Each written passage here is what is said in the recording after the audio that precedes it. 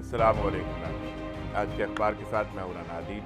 इसी दुआ से प्रोग्राम का आगाज़ करते हैं। अल्लाह रब्बुल इज़्ज़त आज के रोज़ हम सब के लिए आसानियाँ पैदा करे, आमीन। बढ़ते हैं प्रोग्राम की जानिब। मुहज़्ज़ब होने के लिए तहज़ीब का होना ज़रूरी है। तमद्दुन, ज़ाब्ते, असूल, समाज, अंदाज़, अखलाक, इक़दार, रवाज, ज़ाहिर, बातन, नेकी, अमल, किरदार, रहन सहन और मज़हब, ये तमाम अल्फाज तहज़ीब की अहमियत उजागर करते हैं। अमाल की तराश खराश, फितरत की कांट छांट, शऊर और सकाफ़त का इम्तज़ाज, सब कुछ तहज़ीब में पिन्हा है। यूँ तहज़ीब नाकाबिल तक़सीम इकाई है।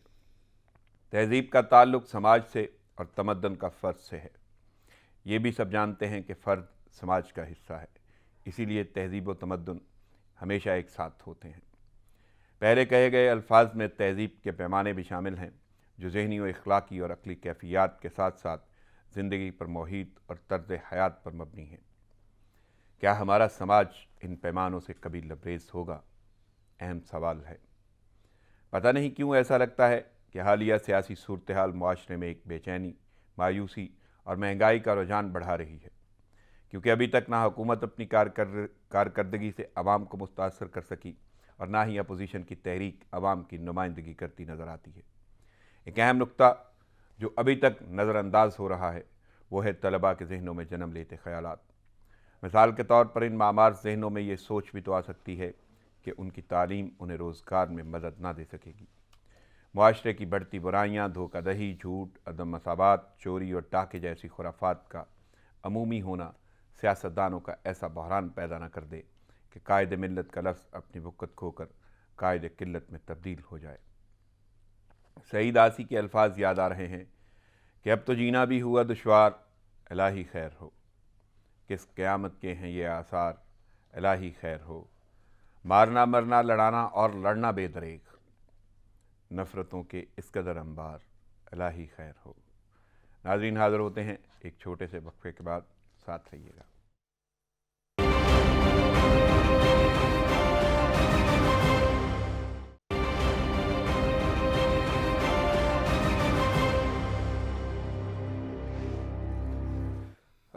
वेलकम बैक नाज़रीन खबरों और तजियों का सिलसिला शुरू करते हैं, लेकिन इससे पहले मेहमान शख्सियात का तारुफ आपके सामने रख दूँ। दो शख्सियात मेरे साथ इस वक्त स्टूडियो में मौजूद हैं, बड़ी हमजय शख्सियात हैं। पहली शख्सियत, उनका ताल्लुक़ दरस तदरीस से है, आर्टिकल राइटर हैं, इसके अलावा PhD scholar in international affairs और तजिया कार मुनव्वर माहर साहब। अस्सलाम वालेकुम। थैंक यू राना साहब, मोस्ट वेलकम। नाज़रीन, दूसरी शख्सियत, उनका ताल्लुक़ शोबा वकालत से है और तजिया कारी में बड़ी महारत हासिल है, हालात हाज़रा पे बड़ी गहरी नज़र है। मेरे साथ मौजूद हैं तजिया कार राजा नज़ीर एडवोकेट साहब। अस्सलाम वालेकुम। वालेकुम सलाम। राना साहब कैसे हैं? दुआएं हैं आप लोगों की मोहब्बत के आप लोगों ने वक्त निकाल के प्रोग्राम में शिरकत की। Thanks a lot. चलते हैं अखबारात की जानिब। सबसे पहली खबर जो अखबारात की ज़ीनत बनी, कोरोना एक मोहलक मर्ज़ है जिसने पूरे मुल्क को अपनी लपेट में लिया हुआ है। तो मैं मुनव्वर साहब आपकी जानिब पहले आऊँगा। वज़ीर आज़म और ख़ातून अव्वल भी बन गए शिकार, करंतना मुंतकिल। इमरान खान सरकारी फ़राइज़ घर से ही अंजाम देंगे। अब ये कोरोना की लपेट में सरकार भी आ गई है, तो मुनव्वर साहब कैसे देख रहे हैं? थैंक यू राना साहब, आपने मुझे इनवाइट किया अपने प्रोग्राम में। अच्छा, इसमें ये मैं कहना चाहूँगा कि इस वक्त दुनिया जो है ना कोरोना की थर्ड वेव का सामना कर रही है, और ये जो थर्ड वेव है वो बहुत ज़्यादा डेडली वेव है, क्योंकि इसमें एक जो वायरस है उसने म्यूटेट किया है। म्यूटेट यानी कि मैं अगर सलीस उर्दू में उसको ट्रांसलेट करूँ तो वो उसका जो तौर तरीका है वायरस का वो चेंज हो गया है। अच्छा, अब ये जो स्ट्रेन है, ये जो यूके स्ट्रेन जिसको कहा जा रहा है, जो बरतानिया में जो एक इमर्ज हुआ है, तो उसको डायग्नोज करना, उसको ट्रीट करना थोड़ा सा मुश्किल है। ठीक है, जो पहला जो स्ट्रेन था कोरोना वायरस का, वो तो हमें पता था कि इसके ये सिम्टम्स होते हैं, और उसके बाद हमने वैक्सीन भी वो कर ली, डेवलप कर ली उसके लिए। लेकिन अब ये जो नया जो एक स्ट्रेन सामने आया है दुनिया को, जिसका सामना है दुनिया को, तो ये जो ऑलरेडी मौजूदा वैक्सीन है वो इतना मौसर नहीं है शायद, जो है ना, जितना वो पहले वाले पे है।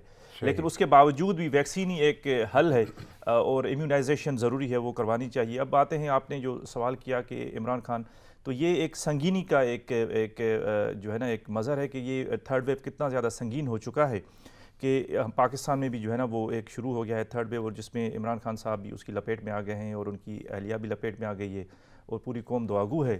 سیاسی اختلافات اپنی جگہ پہ ہیں کہ ان کو اللہ تعالیٰ جلد صحت یاب کرے.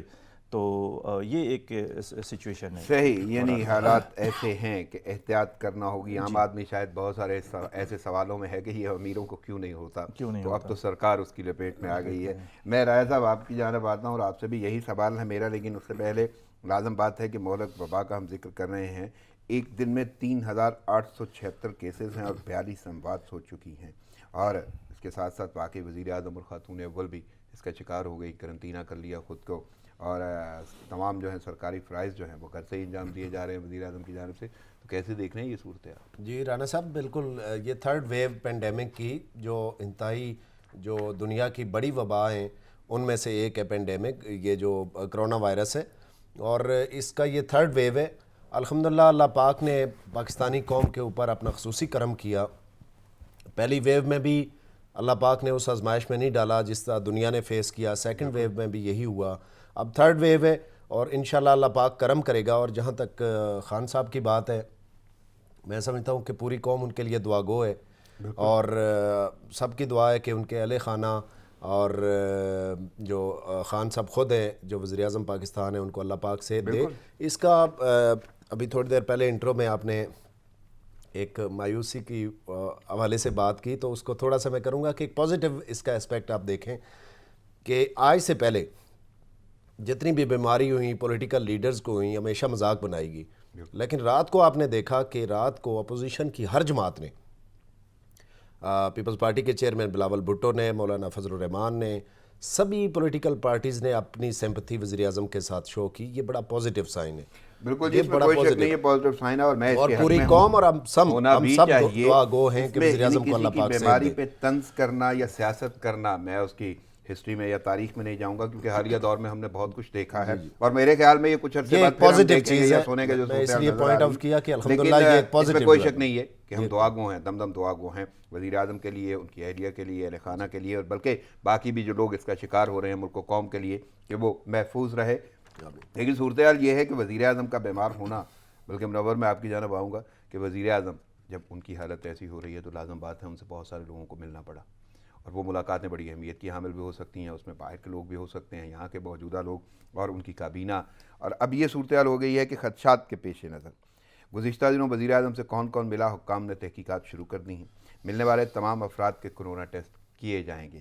اور ویسے ڈاکٹر فیصل سلطان کی ملاقات ہوئی ہے عمران خان سے. ان کا یہ کہنا ہے کہ وزیر اعظم کی صحت اچھی ہے اور وہ حشاش بشاش ہیں، کوئی بھی ویکسین فوری اثر نہیں دکھاتی، قوت مدافعت 2 سے 3 ہفتے میں ملتی ہے. اور اس کے ساتھ انہوں نے ویسے بھی یہ بولا ہے کہ ان کی وہ جو سٹیج ہے وہ انیشل سٹیج ہے، ایسی کوئی پریشانی والی بات نہیں ہے. لیکن پریشانی کی یہ بات تو ہے کہ وزیر اعظم قرنطینہ میں چلے گئے ہیں، معمولات انہیں گھر سے ڈیل کرنا پڑتے ہیں، اور اس کے ساتھ ساتھ کہ جو لوگ ملتے رہے. تو اب کیا یہ صورتحال کس طرف جاتی ہوئی دیکھ رہے ہیں کہ تحقیقات ہوں گی؟ دیکھیں اوورال جو صورتحال یہ جو تھرڈ ویو کی لگ رہی ہے، مجھے یہ لگ رہا ہے کہ آہستہ آہستہ یہ چیزیں جو ہے نا زیادہ ایک لاک ڈاؤن کی طرف جائیں گی، کیونکہ پوری دنیا میں جو ٹرینڈ نظر آ رہا ہے کہ یہ چیز بڑھتی جا رہی ہے، اور زیادہ یہ میں نے کہا نا کہ پہلے سے زیادہ مہلک ہے، اور ڈائگنوسس کرنا اس کا مشکل ہے. سمٹمز اس کے ڈیفرنٹ ہیں جو پہلے جو اسٹرینس تھا. تو یہ سچویشن مجھے یہی لگتا ہے کہ لاک ڈاؤن کی طرف جائے گی. لیکن ہمارے پاس یہ جو بیچ کا جو ونڈو ہے اس میں ہمیں اس کے لیے پلان کرنا چاہیے کہ لاک ڈاؤن کس قسم کا ہوگا، نیشن وائڈ ہوگا، سمارٹ ہوگا، اور کس طرح اپنے لوگوں کو اکنامک سہارا دینا ہے. کیونکہ آلریڈی جو ہے نا جو رپورٹس ہیں وہ یہ بتاتی ہیں کہ پاکستان میں پہلے ہی جو ہے نا لوگ 30% سے اوپر ملٹی ڈائمینشنل پاورٹی کا شکار تھے. اچھا، کرونا کی پہلی اور دوسری ویو کی وجہ سے ان میں وہ تقریباً 40% آپ کی population below the poverty line چلی گئی ہے.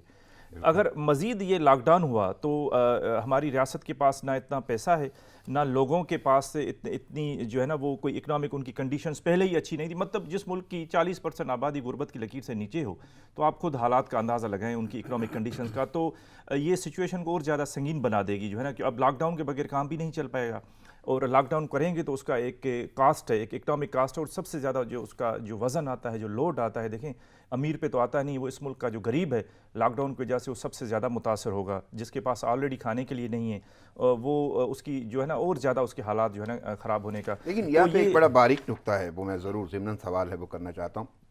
कोई शक नहीं है और किसी किस्म का इसमें हैजान या इब्हाम नहीं है कि हम वज़ीर आज़म या अहल खाना और खातून अव्वल या किसी भी शख्स को हम मद्देनज़र रखते हुए ये जुमले बोलें कि जी वो बीमार है और उसके बारे में तनकीद की जाए। नहीं, हम दुआगो हैं कि वाकई उन्हें वो सेहतियाबी नसीब हो। लेकिन मामला तो ये हैं कि एक तो लॉकडाउन का मामला और उससे वाकई रोज़गार भी रुकते हैं और गरीब की जो हालत होती है, हमने वो दौर देखा है। यहाँ पे बहुत सारे लोगों को देखा है, होटल में छोटे छोटे काम करने वाले लोग, बाकी भी वो तंग पड़ जाते हैं, वो एक खौफ का शिकार हो जाते हैं।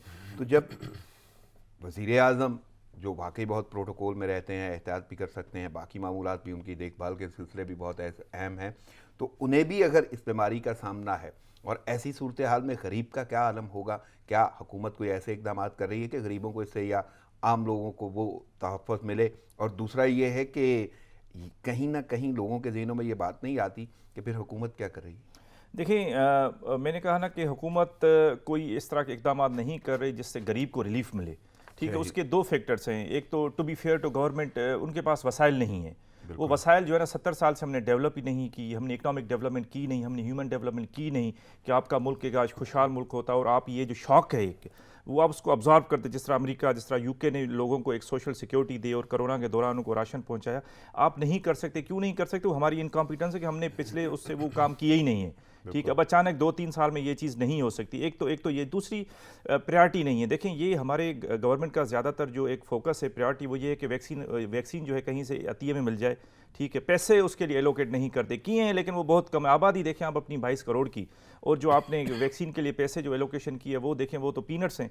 ठीक है, तो एक तो वो प्रायोरिटी नहीं है। यहाँ पे जो अमीर हैं उन्होंने वैक्सीन लगवा ली होगी, ठीक है, जो पहले से खबरें आना शुरू हो गई हैं। बिल्कुल, एक इसका और हिस्सा भी है इसी सवाल का, मैं आगे उसका जिक्र करूंगा। मैं ज़रा राजा साहब से भी यही पूछ लूँ। राजा साहब, अब तो वाकई सूरत ये हो गई है कि वज़ीर आज़म अगर बीमार हुए हैं तो उनसे, क्योंकि ये मोहलक वबा है, वबाई मर्ज़ है जिसका सामना करना पड़ा, तो बहुत सारे लोग उनसे मिलते मिलाते हैं, उनकी मुलाकातें होती हैं, तो अब तहकीकात होंगी। कैसे देख रहे हैं कि ये सूरत हाल और इसका इमेज आम आदमी पर? जी राना साहब, देखें दो इम्पैक्ट आते हैं। एक इम्पैक्ट ये है कि देखें वज़ीर आज़म पाकिस्तान के जहाँ पे हाई लेवल के प्रिकॉशनरी मेजर्स हैं, अगर वज़ीर आज़म इसमें सफ़र कर गए हैं तो फिर आम पब्लिक का होगा। और दूसरी ये है कि वज़ीर आज़म ने वैक्सीन लगवाई और वैक्सीन के लगने के बावजूद वो इन्फेक्टेड हो गए, तो ये दो चीज़ें जिसका नेगेटिव इफ़ेक्ट आ रहा है।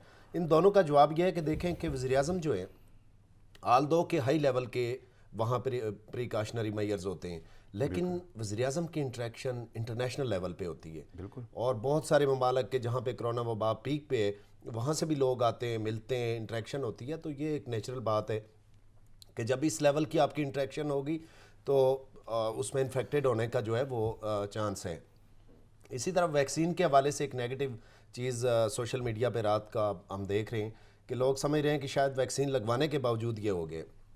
अब देखें, जब बल्कि मैं यहाँ पे एक चीज़ बड़े वाज़ेह कर दूँ, डॉक्टर फैसल सुल्तान ने भी ये जुमले बोले हैं कि ये वैसे ही इफ़ेक्ट करती है तकरीबन 2-3 वीक्स के हवाले से, और ये मामला तो ये पहले से हो सकता है। जी जी हाँ, और दूसरा जैसे जिक्र किया मुनव्वर ने कि वो सिम्टम्स और हैं। मैं यही बात करने लगा हूँ कि इससे जो मायूसी है कौम के अंदर या कोई परेशानी है, हाँ, वो नहीं होनी चाहिए, वो नहीं होनी चाहिए। उसकी वजह ये है कि ये मे बी कि वो 1 वीक, मोर देन 1 वीक से इन्फेक्टेड है और वो सिम्टम्स अब सामने आना शुरू हुए, इसलिए वो परेशानी की बात नहीं है। वैक्सीनेशन करवाएं। बिल्कुल, एक तो प्रिकॉशनरी मेजर इसका सलूशन है कि सबसे पहला सलूशन तो ये है कि आप एहतियाती तदाबीर लें, मास्क यूज़ करें, सैनिटाइज़र यूज़ करें, डिस्टेंस अख्तियार करें।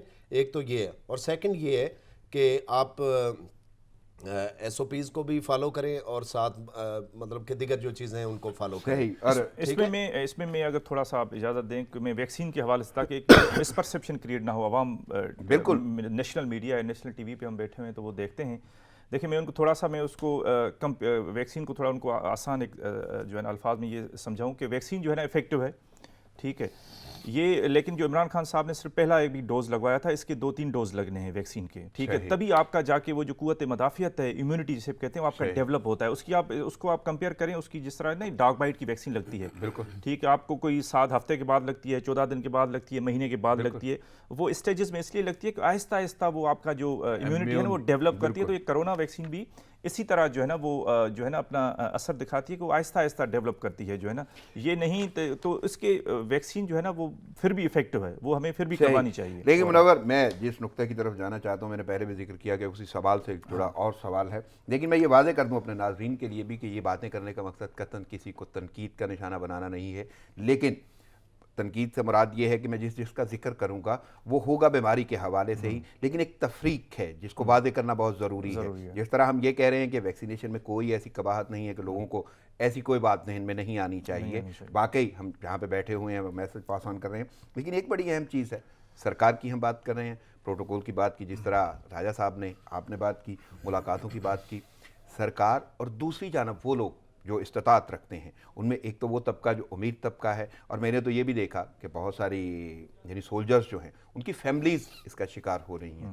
اب ایک فیملی کے لیے اس کا سارے کا سارا دیکھ بھال کرنا, ٹریٹمنٹ کروانا, ہاسپٹل جوائن کرنا یا ویکسینیشن جو پرائیویٹ کرا رہے ہیں, ایون ٹیسٹنگ, وہ ایک اچھا خاصا ایکسپینسو سلسلہ ہے, اخراجات کا سلسلہ ہے. لیکن اس کے برعکس وہ شاید کر سکتے ہیں. سی ایم ایچ میں ایسی صورتحال ہے کہ پورے خاندان وہاں پہ ایڈمٹ ہوئے اور ان کے حالات ایسے ہیں کہ علاج ہو رہا ہے. سرکار, وزیر اعظم, ان کا پروٹوکول, ان کے پاس سہولیات موجود ہیں. غریب طبقہ, مڈل کلاس طبقہ, سفید پوش طبقہ, کیا واقعی, اور میں ایسے لوگوں کو جانتا ہوں کہ جن کی پوری فیملیز سفر کر رہی ہیں. ایسی صورتحال ہوئی اس ویو میں, لوگوں نے نظر انداز کیا یہ تیسری لہر کو, لیکن وہ اثر انداز ہو رہی ہے اچھی خاصی, یہاں پہ ریشو اچھی خاصی بڑھ گئی ہے. تو ایسی صورتحال میں اس تفریق کو آپ ختم کر پائیں گے کہ ہر شخص کو وہ سہولیات ملیں؟ دیکھیں رانا صاحب, وہ چیز پاسبل نہیں ہے. ٹھیک ہے, وہ کیوں پاسبل نہیں؟ میں نے کہا نا, ایک تو آپ کے پاس ریسورسز نہیں, آپ نے ڈیولپ نہیں کی, عوام کو آپ نے, عوام کی جو ہیومن سیکیورٹی ہے, روٹی کپڑا مکان اور یہ پبلک ہیلتھ, اس کو آپ نے اگنور کیا ہے 70 سال سے. آپ کی ترجیحات جو ہے نا دوسری طرف رہی ہیں. ٹھیک ہے, آپ کا یہاں پہ صرف آپ کا انٹرسٹ ہوتا ہے کہ پاور میں آئیں, رول کریں, گورننس آپ کا انٹرسٹ نہیں ہوتا, عوام آپ کی پریارٹی نہیں ہوتا.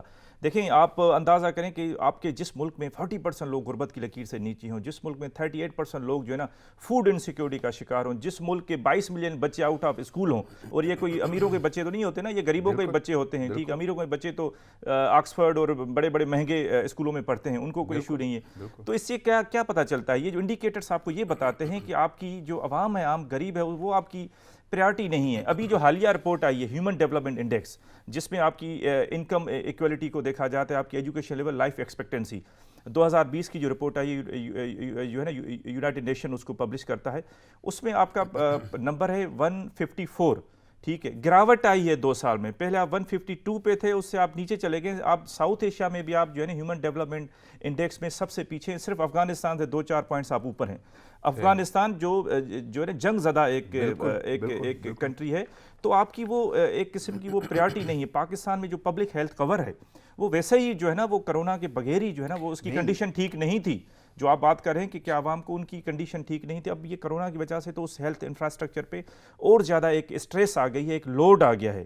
تو وہ پہلے ہی وہ لوڈ برداشت نہیں کر پا رہا تھا, اب اس پہ اور زیادہ لوڈ آ گئے, تو عوام کو وہ کیٹر نہیں کر پائے گا جب تک آپ اس میں انویسٹمنٹ نہیں کریں گے ہیلتھ سیکٹر میں. ٹھیک ہے, اور عوام کے اوپر آپ خرچ نہیں کریں گے, لوگوں کی ہیومن ڈیولپمنٹ نہیں کریں گے. ٹھیک ہے, لوگوں کو روٹی کپڑا مکان نہیں دیں گے, تب تک یہ چیزیں ممکن نہیں ہیں. صحیح. راجہ صاحب, میرا بات کرنے کا مقصد یہی ہے کہ اویئرنیس ہو. سیدھی سی بات ہے, کوئی کسی پہ تنقید کرنا ضروری نہیں ہے, لیکن معاملہ یہ ہے کہ لازم بات ہے, آپ کو اسٹریٹجیز بنانا تھی. آپ کے پاس پورا عملہ ہے, کابینہ ہے, ڈاکٹرز ہیں, آپ کے پاس ادویات ہیں, آپ کو یہ سارے کا سارا میکنزم بنانا تھا. اور کم از کم بیماری کے معاملے میں نہیں آپ سہولتیں دے پاتے, نہیں آپ تعلیم دے پا رہے, لیکن بیماری کے معاملے میں تو تفریق ختم ہونی چاہیے.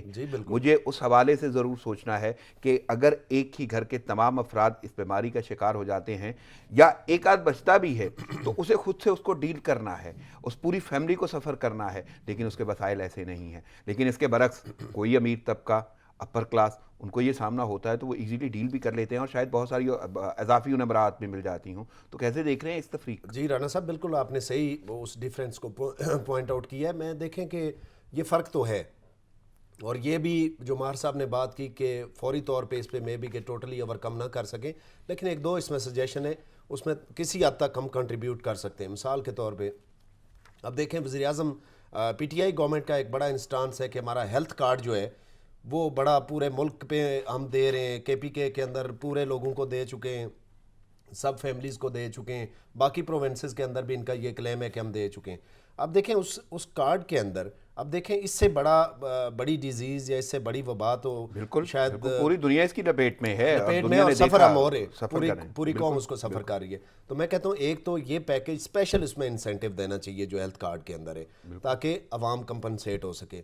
پھر دوسرا جو بے نظیر انکم سپورٹ جس کا بھی نام پتہ نہیں، بالکل وہ احساس پروگرام کو بھی اس کے اندر بھی جو لوور کلاس ہے، جو آپ کے انتہائی غریب طبقہ ہے، اس کو آپ کمپنسیٹ کر سکتے ہیں. نہیں مجھے تو یہ جاننا ہے کہ 3 سال ہو گئے، 1.5 سال سے ہم لوگ اس وبا سے الجھ رہے ہیں، ہمارے پاس یہ معمولات کی باتیں ہیں کہ پوری دنیا جب اس کی لپیٹ میں ہے تو آپ کیوں نہیں میکانزم بنا رہے؟ میں کہتا ہوں کہ اس پہ اب معذرت کے ساتھ کہ خان صاحب اس میں پولیٹکس اس طرح کرتے رہے کہ اب دیکھیں پہلے تو سندھ کے ساتھ ان کی لڑائی رہی کہ پینڈیمک ہے یا نہیں ہے، پورے ملک میں لڑائی ہی رہی جو نہیں اسپیشلی سندھ گورنمنٹ کے ساتھ. پھر اس کے بعد ابھی تھوڑی دیر پہلے مار صاحب نے بات کی کہ ویکسین جو ہے وہ ہم نے خریدی نہیں ہے. اب دیکھیں کہ جب سندھ گورنمنٹ نے آفر کی تھی کہ ہمیں پرمیشن دیں کہ ہم ویکسین خریدنا چاہتے ہیں انٹرنیشنل انسٹیٹیوشن سے، تو اس وقت انہیں پرمیشن دینی چاہیے تھی. لیکن انہیں کیا تھا کہ یہ مرکز لیول پہ ان کی پلاننگ کوئی نہیں تھی. انہوں نے کہا کہ اگر یہ ویکسین صوبہ سندھ نے خریدی تو پولیٹیکلی ہم ڈیمیج ہوں گے. تو دیکھیں اس طرح پولیٹکس کرنے کے بجائے یہ قومی کاز ہے، بالکل یہ پوری قوم سفر کر رہی ہے. جو سندھ کا بندہ ہے وہ سندھ کا نہیں ہے، وہ پاکستانی ہے. بالکل اگر وہ سفر کرے گا کراچی میں کوئی ڈیمیج ہوگا. اور دیکھیں کہ اسپیشلی اگر لاک ڈاؤن کراچی کے اندر ہوتا ہے تو کیا کہتے ہیں وہ صرف کراچی کے لیے افیکٹو ہوگا، اس کا پورے ملک کی معیشت پہ اثر آئے گا. تو اس لیے میں کہتا ہوں کہ یہ اس میں نااہلی اور نالائکی ہے ان کی، اور سیاسی مخاصمت بھی ہے میں سمجھتا ہوں اس میں. اگر اس کو اور بہتر طریقے سے ہو سکتا تھا، اس میں اگر باقی پروونسز سے یہ مل کے چلتے تو ویکسین بھی آ سکتی تھی. اور یہ جو آپ نے فرق پوائنٹ آؤٹ کیا ہے، اس فرق کو اوور کم کرنے کے لیے بہت سارے سٹیپس لیے جا سکتے تھے لیکن نہیں لیے گئے. یہ میں سمجھتا ہوں کہ یہ ایک بات کلیئر کر دوں، میں اتنا تفریق کے بھی حوالے سے نہیں بات کر رہا. مجھے تو یہ جاننا ہے کہ کیا کوئی ایسی اسٹریٹجی نہیں بنائی گئی، کوئی ایسی حکمت عملی نہیں بنی آپ کی پوری کابینہ ہوتے ہوئے، پروٹوکول ہوتے ہوئے، آفیسرز ہوتے ہوئے، ایون ڈاکٹرز ہوتے ہوئے، بورڈز ہوتے ہوئے، سب کچھ ہونے کے باوجود آپ کوئی بھی ایسا کام نہیں کر پائے کہ یہ سنگینی جو اب سامنا کرنا پڑ رہا ہے کہ وزیر اعظم تک کو اس میں متاثر ہو گئے، وہ فیملیز پوری متاثر ہو رہی ہیں. تو آپ نے کیا کیا 1.5 سال کے اندر آپ کے پاس؟ یعنی کبھی آپ عدالتوں کے چکر لگا رہے ہیں، کبھی آپ کسی کو کچھ بتا رہے ہیں، آپ کے پاس کوئی کھیپ آ رہی ہے، آپ کو چائنا سپورٹ کر رہا ہے، آپ کو کہیں سے سپورٹ آ رہی ہے انٹرنیشنل، تو کوئی آپ میکنزم ہی نہیں تیار کر پائے. صاحب آج تک جتنا بھی یہ ویکسین جو ملک کے اندر آئی ہے نا، اس میں سمجھتا ہوں کہ 90% وہ ہے جو امداد کے طور پہ آئی ہے. بالکل انہوں نے کوئی پلاننگ اب یہ بتائیں نا قوم کو.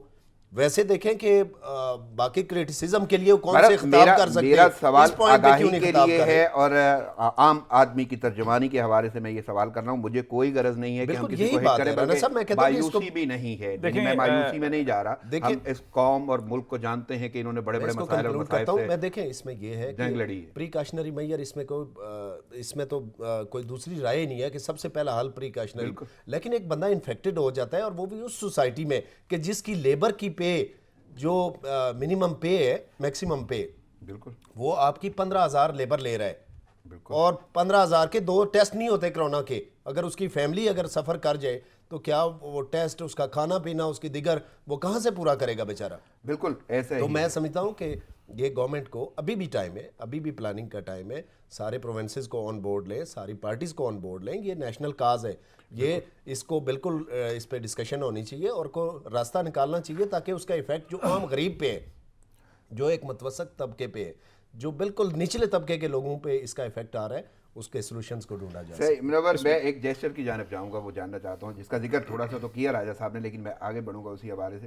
عمران خان وہ کرونا کا شکار ہو گئے، کرنطینہ چلے گئے، لیکن صورتحال یہ ہے کہ باقی اگر میں اپوزیشن کا لفظ استعمال کروں، بلاول بھٹو، احسن اقبال، ایون مولانا فضل الرحمان، انہوں نے صحتیابی کی دعا کی ہے.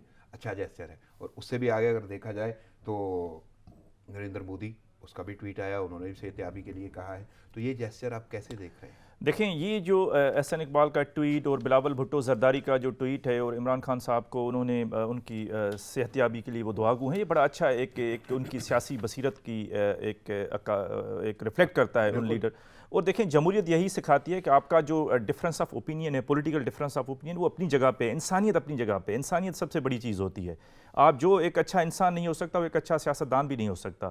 تو یہ انہوں نے بڑا اچھا کیا ہے کہ عمران خان کو جو ہے نا انہوں نے مطلب دے ہیو وشڈ ہم، جو ہے نا وہ بالکل دعا گو ہیں کہ وہ جلدی ان کو وہ صحت یاب ہو جائے، پوری قوم جو ہے نا ان کے لیے دعا گو ہے. لیکن اس سے ایک اور بھی چیز ہمیں سیکھنی ہے کہ یہی پی ٹی آئی کی گورنمنٹ تھی کہ میاں محمد نواز شریف کی جب والدہ محترمہ کا انتقال ہو گیا تو انہوں نے اس پہ بھی مذاق اڑایا، ان کی بیماری پہ مذاق اڑایا. میں قطعاً اس حق میں نہیں ہوں کہ ہم گفتگو کا رخ وہ بدلیں، مطلب لیکن یہ کہنے کا مقصد یہ ہے کہ ضرور ہے، بالکل آپ کو یہ سوچنا چاہیے. کہنے کا مقصد یہ ہے کہ بیمار کوئی بھی ہو، دیکھیں کہ وہ انسان ہے پہلے، سیاستدان بعد میں ہیں. آپ سیاستدان اس دنیا میں آ کے بنتے ہیں، لیکن جب آپ ماں کے پیٹ سے آتے ہیں تو آپ انسان ہوتے ہیں نا.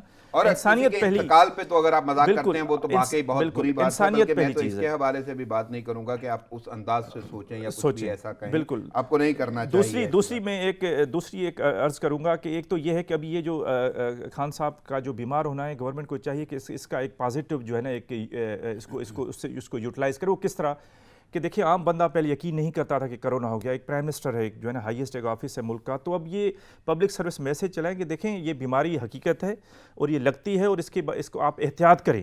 ٹھیک ہے، تو اس سے آپ اپنی کمیونیکیشن اسٹریٹجی کو افیکٹو بنا سکتے ہیں جو گورنمنٹ نے. بلکہ میں آپ کے اسی سوال سے سوال پوچھ لیتا ہوں کہ آخر یہ پرسیپشن کیسے کریٹ ہو گیا، کیوں کریٹ ہو گیا؟ دیکھیں وہ اس کی آپ کی میڈیسن استعمال ہوتی ہے، لوگوں کے ذہنوں میں خوف آ جاتا ہے، آپ بیماری کے بارے میں کہتے ہیں، لوگ ماننا نہیں چاہتے یا وہ سوچ اس کی وجہ ہے لوگوں کا اس میں قصور نہیں ہے. دیکھیں شروع میں جب یہ کرونا آیا تو گورنمنٹ کا جو اپنا رویہ تھا وہ بہت زیادہ نان سیریس تھا. خود وزیر اعظم صاحب جو ہے نا اور ان کے منسٹر ماسک نہیں پہنتے تھے. یہ اس سے بالکل یہ کانفرنس وہ ایک ثبوت ہے ایک جو ہے نا ایک ڈاکومنٹری. دیکھیں جب ایک پرائم منسٹر یا کابینہ آپ کی، ٹھیک ہے، پورا ملک ان کو دیکھتا ہے، وہ ہمیشہ لائم لائٹ میڈیا لائٹ میں رہتے ہیں، اور وہ جب وہی احتیاط نہ کریں تو لوگ عام جو عوام ہے وہ تو اس پہ تو یہی پرسیپشن جائے گا نا، یہی میسج جائے گا کہ یہ کوئی اتنی سیریس چیز نہیں ہے کرونا. تو وہ بھی اس کو لائٹلی لیتے تھے. ٹھیک ہے، اور جو جس طرح راجہ صاحب نے جو ہے نا فرمایا کہ شروع میں تو سندھ گورنمنٹ اور ان کے آپس میں جو ہے نا وہ سندھ گورنمنٹ جب لاک ڈاؤن کر رہی تھی اور اسٹریٹجی اڈاپٹ کر رہی تھی تو یہ اس پہ تنقید کر رہے تھے، اور بعد میں وہی سندھ گورنمنٹ کی اسٹریٹجی جو ہے نا انہوں نے کاپی کر کے وفاق میں جو ہے نا امپلیمنٹ کی، اور اس سندھ گورنمنٹ کے ماڈل کو انہوں نے فالو کیا. تو شروع میں جو ان کی کمیونیکیشن اسٹریٹجی تھی وہ ڈینائل کی تھی. ٹھیک ہے کہ کرونا نہیں ہے، آپ یہ نہ کریں، لاک ڈاؤن کی کوئی ضرورت نہیں ہے. بعد میں جب پریشر آیا اس کے بعد تو عوام نے سوچا کہ یار یہ واقعی کوئی مسئلہ نہیں. دیکھیں دوسرا یہ ہے کہ میں نے کہا کہ ہماری عوام کوئی بیچاری اتنی پڑھی لکھی تو نہیں ہے نا کہ وہ یہ پڑھے لکھے لوگوں کو سمجھ بھی نہیں ہے کہ کرونا کیا ہوتا ہے، وائرس کیا ہوتا ہے، میوٹیشن کیا ہوتی ہے، اس کا ڈی این اے کیا چیز ہوتی ہے، وہ زونوٹک کیا ہوتا ہے. یہ بڑی ٹیکنیکل چیزیں ہیں. عام پڑھے لکھے بندے سے بھی آپ اگر یہ پوچھیں تو اس کو نہیں پتا. تو عام بندے کو آپ کیسے سمجھائیں گے کہ بھائی یہ ایک وائرس ہوتا ہے جو نظر بھی نہیں آتا، صرف مائکروسکوپ سے نظر آتا ہے، اور یہ ہوا کے ذریعے ٹرانسمٹ ہوتا ہے، اور یہ تو اس کو آپ نے جو ہے نا ایک کمیونیکیشن اسٹریٹجی ایسی اڈاپٹ کرنی ہے تاکہ اس کو صرف یہ ہو کہ آپ نے احتیاط کرنی ہے. ٹھیک ہے، میں یہاں پہ تو ایک جملہ ضرور استعمال کروں گا، بلکہ راجہ صاحب آپ سے بات کرتا ہوں. ہم پریکاشنز کی بات کرتے ہیں، پریکاشنل میئرز کی بات کرتے ہیں، احتیاطی تدابیر کی بات کرتے ہیں، اور وہ احتیاطی تدابیر پوری دنیا کے لیے، کوئی پاکستان کے لیے نہیں ہے. اب پوری دنیا کی بات جب تشہیر میں آتی ہے کہ آپ کے ملک میں کی جا رہی ہے تو اس سے ایک ذہن یہ بھی جاتا ہے کہ جس طرح پوری دنیا میں ہو رہا ہے اسی طرح کیا ہم بھی اس کو فیس کر پائیں گے. تو آپ اس فرق کو کیسے دیکھ رہے ہیں کہ لوگوں کے ذہنوں میں واقعی جب یہ بات آتی ہے کہ پوری دنیا میں یہی احتیاطی تدابیر ہیں، ہمیں بھی اپنانا ہوگی، تو پوری دنیا میں باقی فیسلٹیز بھی ہیں، کیا وہ ہمیں مل رہی ہیں؟ یہ کانسیپٹ ایک ایسا نہیں ہے جو عوام کو کافی ڈسٹرب کرتا ہوگا؟ جی رانا صاحب بالکل یہ فرق ہے، اور یہ فیل کر رہی ہے، پوری قوم نے فیل کیا ہے اس پینڈیمک میں کہ ہمارے وسائل اس لیول کے نہیں ہیں، ہماری پلاننگ اس لیول کی نہیں ہے، ہماری اسٹریٹجی اس لیول کی نہیں ہے. اور اس کی ریزن یہی تھی کہ دیکھیں دنیا پہ تو نظر بعد میں جاتی ہے نا، پہلے اپنے لیڈرشپ پہ جاتی ہے. تو جو درمیان میں سٹارٹ کا کنفیوژن تھا، یہ جو بھی وبا میں جو ہوا معاملات ہوئے، اس کی ریزن وہ کنفیوژن تھا کہ اپنے لیڈرشپ کی طرف، اپنی حکومت کی طرف، اپنی گورنمنٹ کی طرف، اپنے میڈیا کی طرف پہلے دیکھا جاتا ہے. تو وہاں سے جو پرسیپشن آئی اسے تو جسٹ نزلہ زکام اور اس طرح کا کہا گیا. تو اس سے جو پرسیپشن آئی، جو احتیاطی تدابیر لوگوں نے نہیں اڈاپٹ کی، اس سے ویوز جو ہیں وہ بڑھیں. لیکن اس کے باوجود بھی میں سمجھتا ہوں کہ اس کے باوجود بھی ایک تو میں نے جس طرح پہلے سٹارٹ میں کہا کہ اللہ پاک کا خصوصی کرم ہم پہ رہا، اور پھر جب اویئرنیس باقی میڈیا سے اور باقی دنیا کے کارنر سے پہنچنے لگی ہم تک، تو اس کو لوگوں نے فالو کیا، جس کی وجہ سے پہلی جو پینڈیمک کی ویو تھی اس پہ بھی کسی حد تک کنٹرول رہا، سیکنڈ پہ بھی رہا، اور انشاءاللہ مجھے امید ہے کہ جو تھرڈ ویو ہے اس کو بھی ہم انشاءاللہ کمپیٹ کریں گے. لیکن صرف یہ ہے کہ نیشنل جو لیول کی قیادت ہے، ہمارا جو نیشنل میڈیا ہے، اس کا بڑا رول ہے کیونکہ ان کے رول کو قوم نے فالو کرنا ہے، اور ان کی پالیسی اور ان کے سٹیپس سے ایفیکٹس جو پیدا ہوں گے وہ پوری قوم پہ جائیں گے. ایسے ہی تو اس لیے میں یہ سمجھتا ہوں کہ گورنمنٹ کو ابھی بھی، خان صاحب کو، یہ ویو ہے یا کوئی بھی، دیکھیں جو منشور تھا پی ٹی آئی کا، اس میں ہیلتھ کو بڑا ڈسکس کیا گیا تھا، اور میں یہ کہتا ہوں کہ دیکھیں یہ تو ویو ہے، انشاءاللہ اس سے نمٹیں گے، اور یہ اس پہ بھی اللہ پاک کی مدد سے ہم اوورکم کر لیں گے. لیکن for long term for future ہمیں یہ پلاننگ کرنی چاہیے کہ اس طرح کی ویوز ہوں، اس طرح کی پینڈیمک ہو، یا کوئی بھی بیسک جو ہیلتھ کی نیسیسٹیز ہیں ان کو عام غریب بندے تک، کہ جس کے لیے روٹی کھانا جس کے لیے مشکل ہے، اس تک اپنی بیسک فیسلٹی صحت کی ہم کس طرح پہنچا سکیں، اس پہ پلاننگ کی ضرورت ہے. بلکہ میرا سوال ہے، میں بڑا ضروری اس پہ کرنا چاہتا ہوں، کیونکہ کرونا جب وزیر اعظم اس کا شکار ہو سکتے ہیں تو عام آدمی کے ذہن میں اب یہ بات ضرور آئے گی کہ کچھ بھی ہو سکتا ہے. لیکن صورتحال بڑی عجیب ہے. سب سے پہلی میں بات کروں گا، پہلی ویو آئی تو بیماری کا کانسیپٹ یقین میں نہیں بدل رہا تھا، لوگوں کو یہ یقین نہیں آ رہا تھا. پہلا لاک ڈاؤن کہیں نہ کہیں یقین دہانی کرائی اس نے، لیکن اس کے بعد لوگوں کے ذہنوں سے یہ بات نکلنا شروع ہو گئی کہ نہیں کچھ نہیں، بیماری کا آپ یقین نہیں دلا سکے. اس کے بعد سیکنڈ جہاں پہ وہ صورتحال لیکنگ ہوئی اعتماد کی، یعنی وہ ٹرسٹ ٹوٹنا شروع ہوا، اعتماد ختم ہونا شروع ہوا، وہ یہ تھا کہ ہاسپٹل نہیں جانا. بیماری تو ہے نہیں، ہم نے تو لاک ڈاؤن بھی کر کے دیکھ لیا، یہ صورتحال ہے نہیں ہے، یہ جان بوجھ کے شاید ایسی صورتحال، اور بہت سارے ایسے واقعات کا سامنا بھی کرنا پڑا ہمیں کہ لوگ اسپتال کا رخ ہی نہیں کرتے تھے. اچھا، اس کے بعد تیسری اب صورتحال، جب تیسری ویو آ رہی ہے تو یہ صورتحال ہے کہ لوگ ویکسینیشن نہیں لگوانا چاہتے. آخر وہ کون سی چیز ہے جو عوام میں یہ یقین نہیں دلا پا رہی کہ ہم مہلک بیماری کا سامنا کر رہے ہیں، وبا کا سامنا ہے، وبائی مرض ہے. اس کے علاوہ بھی اگر میں اسٹریٹجیز پہ بات کروں، کہاں گئی وہ ٹائیگر فورس، وہ فورسز کہاں گئی جنہوں نے کم سے کم محلے میں جا کے والنٹیئرلی رضا کرانا بھی کام کرنے تھے؟ نہیں نظر آئی. آپ باقی کاموں میں تو وہ شاید ہر چیز میں گھسا دیتے ہیں، کیوں نہیں ہوا ہے؟ دیکھیں، وہ ایک چائنیز پروورب ہے بڑی ایک زبردست، کہ جب آپ ایک کہیں رستے میں جا رہے ہیں اور کسی پتھر پہ آپ اسٹمبل ہوتے ہیں اور گرتے ہیں نا، تو وہ غلطی ہوتی ہے، اور دوبارہ اسی رستے سے اگر اسی پتھر سے آپ گریں تو وہ غلطی نہیں ہوتی، وہ بیوقوفی ہوتی ہے. بالکل. اس حکومت نے اب یہ جو تھرڈ ویو کی جو وارننگز ہیں وہ WHO کو ابھی نہیں اس نے دی ہیں کہ تھرڈ ویو، ابھی تو ہم اس کا فیس کر رہے ہیں نا، وہ تو آ چکی ہے، ٹھیک ہے. یہ اس سے پہلے جو ہے نا وارننگس آ رہی تھیں. جب دنیا کو پہلی جب ویو آئی نا دنیا میں کرونا کی، تو اس میں گورنمنٹ کا بھی قصور نہیں تھا. فرسٹ ٹائم تھا ایسی سچویشن جو ہے نا، کرائسس، گلوبل کرائسس. سب لوگ جو ہے نا وہ دیور لرننگ دا ہارڈ وے جسے کہتے ہیں نا، ٹرائل اور ایرر کے ذریعے وہ سیکھ رہے تھے. اس کے بعد آہستہ آہستہ اسٹریٹجیز ڈیولپ ہوئیں، اسمارٹ لاک ڈاؤن کا کانسیپٹ ڈیولپ ہوا، انفراسٹرکچر آہستہ آہستہ ڈیولپ ہوا. اس کے بعد وہ جو ہے نا فرسٹ ویو جو ہے نا تھوڑی سی وہ سبسائڈ ہوئی، اور اس کے بعد پیچھے چلی گئی، پھر سیکنڈ ویو. تو وہ جو ونڈو تھا فرسٹ اور ابھی تھرڈ کے درمیان، یہ گورنمنٹ کے پاس جو ونڈو تھا نا ایک ٹائم کا، اس کو ان کو چاہیے تھا یوٹیلائز کرتے، ٹھیک ہے، آگے کی پلاننگ بناتے، جس طرح دنیا نے کی، جو یورپ نے، ویسٹرن کنٹریز نے یہی کیا کہ فرسٹ اور تھرڈ کے ویو کے درمیان انہوں نے اکنامک ایک پلان بنایا، انہوں نے جو ہے نا ہیلتھ کے پلان بنائے، انہوں نے جو ہے نا ویکسین ڈیولپ کی. ہم نے کیا کیا، ہم اپوزیشن کے پیچھے لگے رہے کہ اس کو پکڑنا ہے، اس کو جیل میں ڈالنا ہے، یہ کرنا ہے، وہ کرنا ہے. یہ جو مین ایک پبلک ہیلتھ کرائسس ہے گلوبل، ہماری توجہ اس سے ہٹ گئی. آپ دیکھیں میڈیا سے کرونا کی جو ہے نا وہ ڈسکورس اور ڈیبیٹ ہٹ گئی، ٹھیک ہے. تو اس سے یہ ایک میسج گیا عوام کی طرف کہ اب یہ ایوری تھنگ از نارمل، ابھی ہمیں کوئی گھبرانے کی ضرورت نہیں ہے، کوئی احتیاط کی ضرورت نہیں ہے. ابھی اچانک دوبارہ پھر جو ہے نا آپ ان کو وہ یقین دلائیں، وہ تھوڑا سا مشکل ہو جاتا ہے. اگر آپ اس میں تسلسل قائم رکھتے، پہلی ویو سے آپ سیکھتے اور اس کے بعد پلاننگ کرتے، اکنامک پلاننگ کرتے کہ آگے اگر لاک ڈاؤن لگانا ہے تو لوگوں کی اسیسمنٹ آپ کرتے جو ہے نا ایک کہ لوگوں کو کس طرح ہم نے کوشن دینا ہے جو ہے نا اکنامک کوشن، کہ ہماری غریب عوام 40% غربت کی لکیر سے نیچے ہے آلریڈی، آگے اگر ہمیں لاک ڈاؤن، تو وہ کوئی اسٹریٹجی سامنے نہیں ہے. صرف ایک ہی اسٹریٹجی تھی، اپوزیشن کو تن کے رکھنا ہے، ٹھیک ہے. اور وہ بھی کوئی آدھی قوم کو تو شاید یہی یقین ہے کہ یہ مارچ ہونا تھا تو اس وجہ سے بیماری کا سامنا کرنا پڑ گیا. یہ جو ایک پریشس ٹائم تھا وہ ہم نے ضائع کر دیا، جو ہمیں پلاننگ کرنی करनी थी आगे कोरोना के लिए, तो गवर्नमेंट की वो जो है ना वो फोकस सारा उधर रहा अपोजिशन मुझे पे। तो हैरत है, दूसरा आप इश्तहार करते हैं, कोई एडवर्टाइजमेंट करते हैं, लोगों को बताते हैं, टीमें बनाते हैं, भेजी जाती है, अवेयरनेस के लिए, बिल्कुल अवेयरनेस के लिए जो आपकी कम्युनिकेशन स्ट्रेटजी होती है वो स्ट्रेटेजिक लेवल की होती है, वो उसमें मुस्तकिल मिजाजी होती है, उसमें वो नैरेटिव आपने मुसलसल चलाना होता है। अब आपने 2-4 महीने वो लॉकडाउन किए, उसके बाद फिर आप चुप हो गए और आपकी तवज्जो कौम की आखिरी में एक सिर्फ देखें, इस वक्त पब्लिक हेल्थ क्राइसिस है पूरी दुनिया को, और पाकिस्तान को भी बहुत बड़ा ये पब्लिक हेल्थ का क्राइसिस है। ऑलरेडी हमारा जो पब्लिक जो हेल्थ इंफ्रास्ट्रक्चर है वो जो है ना एक फरसूदा हालत में था।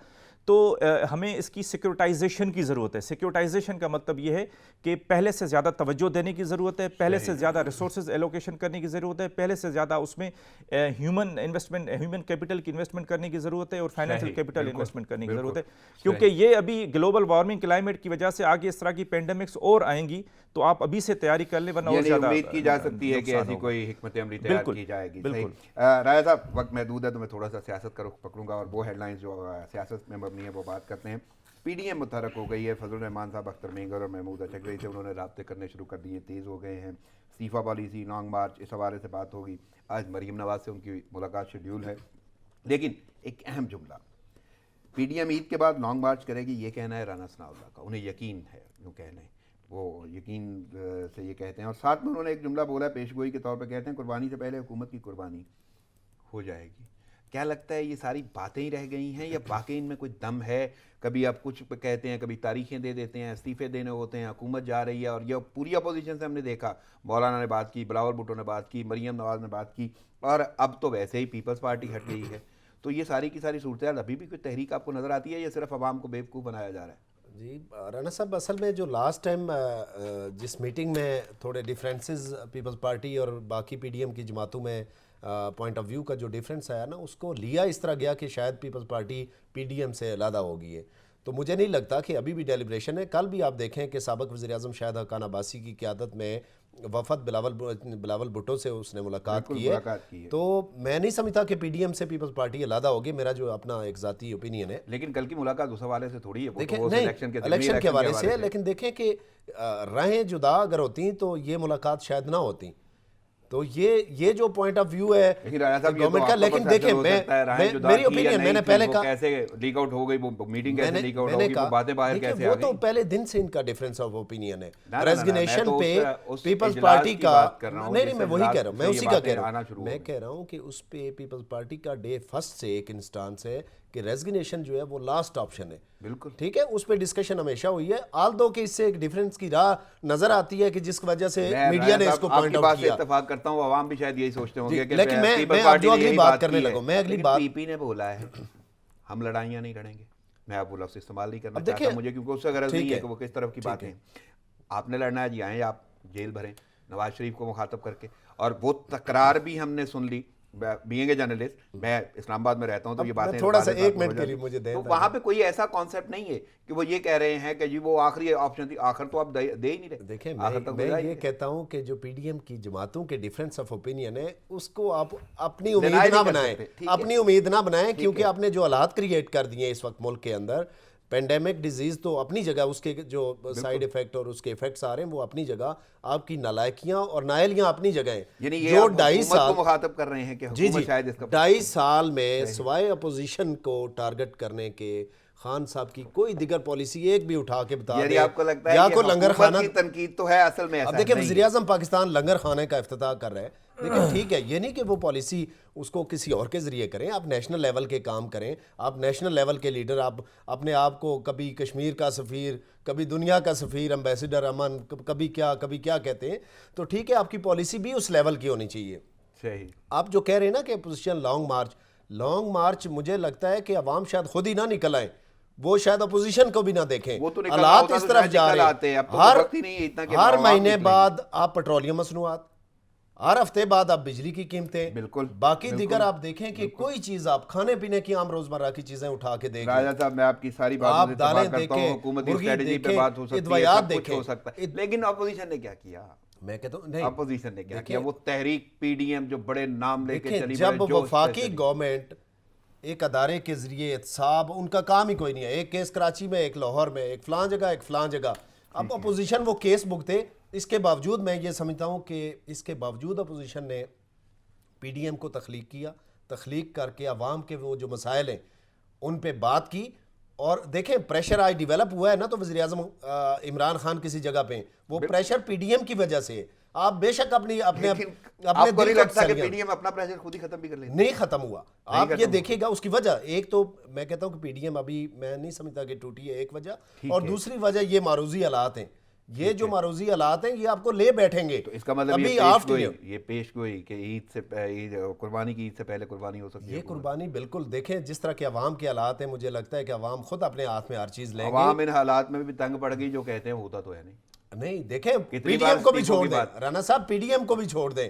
میں یہ سمجھتا ہوں کہ عوام جس طرح کے یہ روزمرہ کی چیزیں مہنگی ہو رہی ہیں, ان کی استطاعت سے باہر ہر چیز ہو رہی ہے, تو وہ مجھے نہیں لگتا کہ کسی یونین یا کسی اتحاد کا وہ ویٹ کریں گے.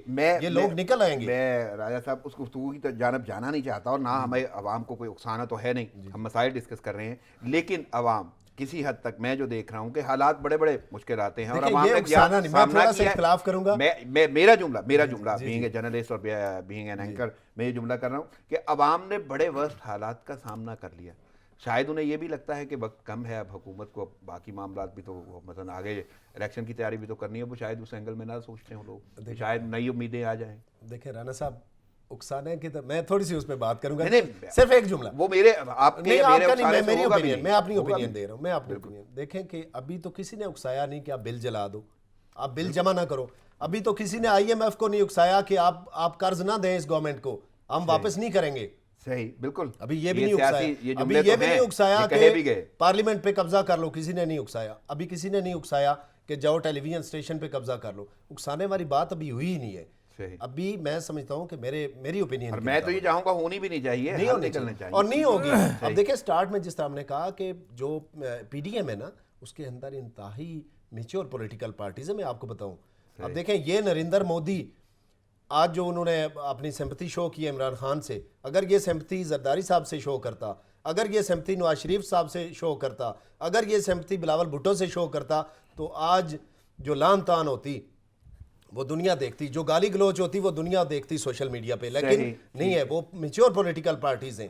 دیکھیں یہ بات, اور یہ میں صرف آخری جملہ, لاسٹ سینٹنس, میں کہتا ہوں جمہوریت اپنے ارتقائی عمل میں, اور انشاءاللہ پوری قوم لرن کرے گی, اور وہ گالی گلوچ برگیڈ بھی انشاءاللہ ٹھیک ہوگا. اب دیکھیں گے یہ جو ابھی ان کو پینڈیمک جو وائرس ہوا ہے نا, اور پوری سمپتھی پوری قوم نے شو کی ہے, اس سے سیکھنا چاہیے گالی گلوچ برگیڈ کو. ٹھیک ہے. ماہر صاحب کیسے دیکھ رہے ہیں پی ڈی ایم کی تحریک, ملاقاتیں, اور ملاقاتوں کے بعد ایک پیش گوئی رانا ثناء اللہ کی کہ جی قربانی کی عید سے پہلے قربانی ہو جائے گی حکومت کی, آپ کو لگتا ہے ایسا کچھ ہوگا؟ رانا صاحب پی ڈی ایم کی جو تحریک ہے نا, ایکچولی ہم نے کچھ اوور ایکسپیکٹیشنز اس سے وابستہ کر لی ہیں.